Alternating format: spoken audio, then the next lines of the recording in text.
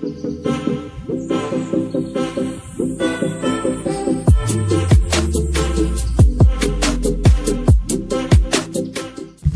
ora everyone, my name's Zach, I love rugby. Welcome back to Hakatime Rugby. Okay guys, my position right off the bat. There's a couple of points I want to make. Firstly, France, well-deserved, incredible play. Game plan, perfect. Execution, perfect. Passion, off the charts. I think those three things really led to that first half performance. They were incredible, and based on that first half, they thoroughly deserved the win, so well done to France. But there's a couple of points I want to make, and I just want to keep this all in perspective. If you look at the score, 24 points to 17, England come away with a bonus point from this match. And to me, that's going to be critical to the final outcome of this tournament. Overall, I'm predicting that there will be a winner, but that winner will not win the Grand Slam. So in my view, bonus points are going to be so crucial to the outcome of this tournament. English fans should still stay in behind their team because coming away with this bonus point in this match, in my opinion, is critical to the final outcome of this tournament. And not only that, I was ready to give Antoine Dupont the man of the match title, but when I saw him kick it out with 1 minute to go, and then when I saw England take that penalty to secure the away bonus point, I thought, you idiot. And I just want to be honest about that, right? So I do think that is a crazy error which has resulted in a huge impact in the final outcome of this tournament. We'll see. Obviously, there's three teams that could go on still and win the Grand Slam. But in my view, given the home and away, given the advantage that that hometown advantage really plays, and given the way the draw is structured this year, it's very foreseeable that all teams could drop a game along the way and that it will come down to bonus points at the end of the day. So, but what a match in particular. I just wanted to get those points out there very, very clearly because I think they are very, very relevant as we look at this game. And I just want to give some context around this because, you know, the hype around France has been... it's been significant, I'll say that. But watching a lot of these videos, there's such a lot of hype around France and their performance at the next Rugby World Cup, at Shaun Edwards and his contribution to this team, at the performance of England. I think we just need to all lower the hype because there is far too much hype that I see around all of this. Let's talk a little bit about the strategy that was employed by France here that was so successful in that first half in particular. And I'll contrast the two strategies that I saw at play in that first half.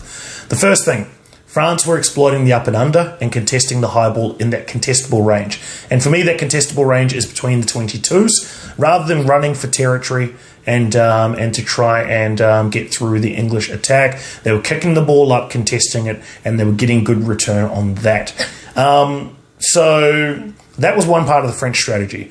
The next part was really the rush defence. And the rush defence was really focused on targeting that first receiver of the ball. Now, England played right into that strategy because what were they doing? For some reason, they just seemed to be passing the ball to the first receiver and running one out the ruck when they had the ball in attack. And, you know, that's tailor-made for a rush defence. That strategy with the ball in hand is tailor-made for the rush defence. But compounding that strategy, one, England were making a lot of handling errors in that first half. Tom Curry, critical handling error. Kyle Sinclair, critical handling error. Owen Farrell made a number in that first half. And that just compounded the issue. So while France had the right tactic in shutting down and taking away some of the space of England in that first half, targeting that first receiver, England played right into their hands by giving it straight to the first receiver and attacking without a good level of variety. So that was an interesting point in the first half, and I think that was a big reason why France were able to get on top. The second thing that we saw, as well as the handling errors, as well as the lack of variety in that first half, we also saw some really poor kicks from George Furbank and George Ford. Now, George Ford got a lot better in the second half, but George Furbank, I thought, did not have a great debut. He's one player in particular, I think, going forward that teams are going to target. And I hope Eddie really looks at his selections, because if you contrast the first half to the second half, a lot of it is selection-based. And I think, well, Eddie, even though at his post-match press conference he did say that he's not going to tinker too much with the selections, that he's got a long-term plan in mind, I think that he's got some biases going on there. He's got a couple of blind spots in terms of selections. He obviously favours Tom Curry, but if you look at this game objectively, guys, you have to question some of the selections. And when you contrast what happened in the first half to how England played in the second half, once some of those substitutions had been made, then you have to call into question the selections. Some of them I'll call out here. I thought Genji, once he came on board, the scrum was extremely strong, right? They really started to get on top of that French pack. And not only that, but I really liked the work that he started to do, the physical stuff that he was bringing in that game. It was really ruffling some feathers both in the forwards and in the backs. I think Genji was also the guy who, targeted Romain Intermuck while he was in the air and hit him. I thought it was late, and I thought it was in the air. But that aside, it was disrupting the play of France, which is exactly what you need to do to wrestle momentum back. So I'd probably want to start with a guy like that to really set the physical content and approach right off the bat. I don't know how he goes as a starter for England. As I say, I've only recently started following Six Nations Rugby, but I think he contributed a lot when he came on, and he's got to be a candidate there to start games, I think, in the future. Then we look at Ewells versus Cruz. Once Cruz came on, another reason why the scrum, I think, really started to improve was the work from Cruz once he was substituted on. Physicality improved, the line-out improved, and the scrum improved. So, I'm all for giving guys a chance, but that's as, obvious, I think, as you can get. It really was an improvement when Genji and Cruz came on in the scrum and a general physicality around the field. So I think those two have got to be two selections. The other thing we need to look at is Tom Curry's selection at number 8. Now, Tom Curry is a fantastic rugby player, and this is very, very easy to question in hindsight. Now, Eddie Jones is saying that Tom Curry at 8 is a long-term project, that it's something they want to develop with him, that they think he can become a world-class number 8. In my view, you need a specialist number 8 right now. There was a lack of physicality there. There was a lack of ball-running capability. Tom Curry is a great player over the ball when he's given the freedom and the mobility to really target the ball. When he gets a different role and when he's having to focus on strong ball running, I think you start to lose something a little bit there. So I think for the next game, the wise thing to do is to start looking at specialist number 8.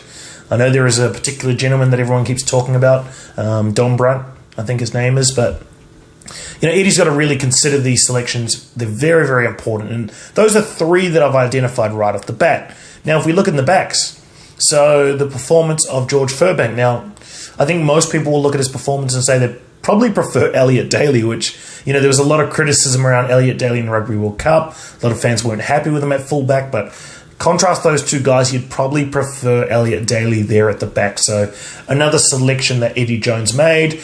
And let's see how he responds. But, the contrast between the first half and that second half really lends to this discussion that selections need to be top priority, and that I think Eddie Jones got a number of them wrong, right? A couple of other huge moments that I want to highlight in the match. So obviously Manu Tuilagi went down relatively early in that first half. That impacted the backline battle, and it was one battle I was really looking forward to seeing was Fiku and Vakatawa against Farrell and Tuilagi. We didn't get to see that battle, unfortunately, not fully, and a lot of the play didn't come down that centre channel anyway, so it was a bit of a moot point to a degree in the end.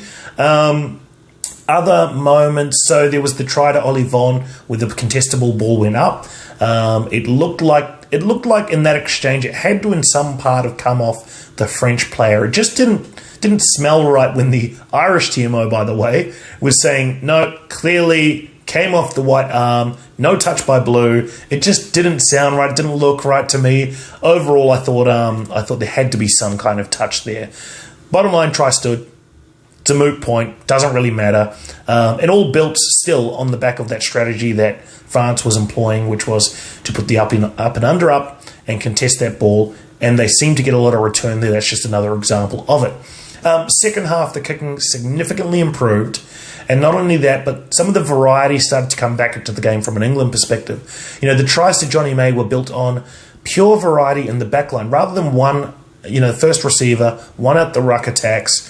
The kicking had improved. George Ford started to really target the corners well in that second half. Owen Farrell was fantastic, and Ben Youngs was fantastic as well from a box kicking perspective. And that really started to put some weight back. It meant that the French defenders had to drop back to defend the kicks, and that meant there were gaps available for Johnny May, who got 2 great tries. Guys, this is no-brainer in terms of strategy, right?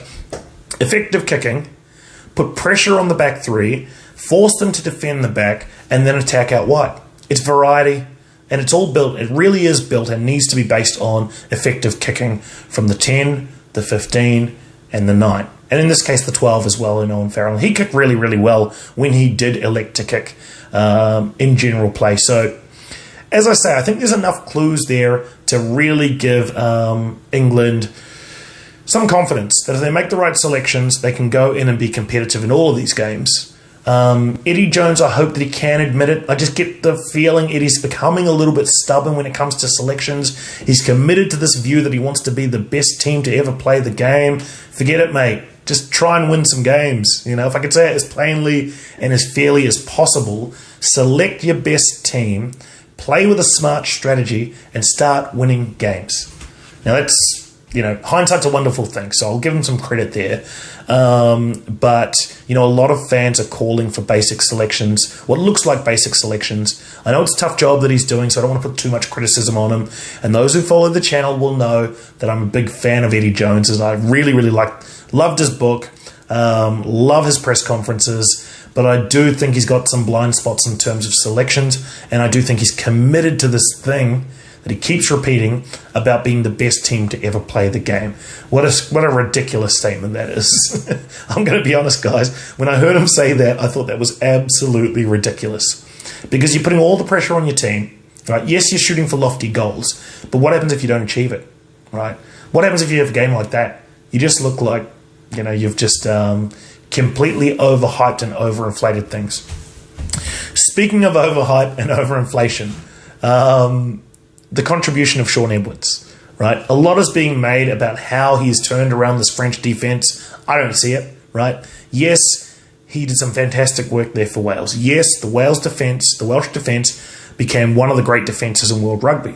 And yes, they were able to get a lot of success built around that defensive structure. But how much can you expect from a guy to come into a camp and really turn things around, right?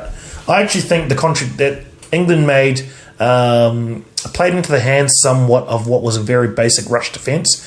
Rush out the line and target the first receiver in order to shut down their time and space. That is basic rush defence, guys.